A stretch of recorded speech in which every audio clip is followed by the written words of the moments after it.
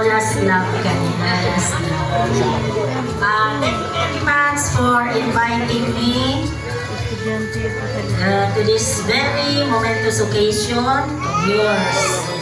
I'm very happy. Nauma kong maray joy. No elementary pa ikaw, full of surprises ka ni sa akin. Baka naman mo nini. Grade 4 siya na anderan ko. Ikwento ko sa inyo, opo? Maikli lang naman. Nag-birthday ako ni Kanto. Tapos, siyempre ka mga saraday pa nila.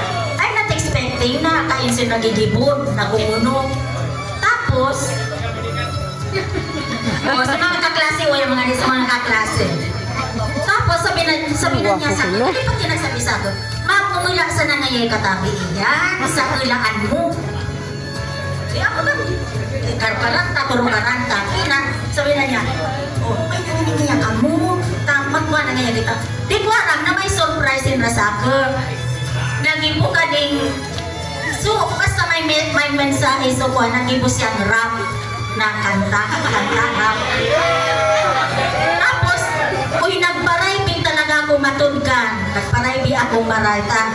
Di ko talaga in-expect grade 4 at that. Tataw na siya so leader. Kaya kanina isa kani, malayo ang mararating mo, baby. Yay! I'm very happy for you. Happy birthday. O, pasensya na nga ni kanina, di man ako nakaprepare ako. Si mama mo, ganito, kasi ako sa nalabahan, nagpalalaba ko kanina. Manay na yung birthday na yan. O, pasensya na nga kanina. O, happy birthday! And ang wish ko sa'yo, good health, more birthdays to celebrate. Be a good sister to your brother.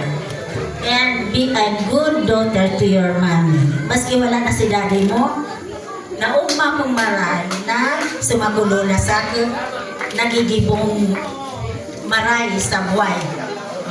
Sana makita tayo kang successful in life. Happy birthday, baby! Thank you so much po, Ma'am Helen. Ang next po na magbibigay ng mensahe, syempre hindi mawawala ang kanyang lolo.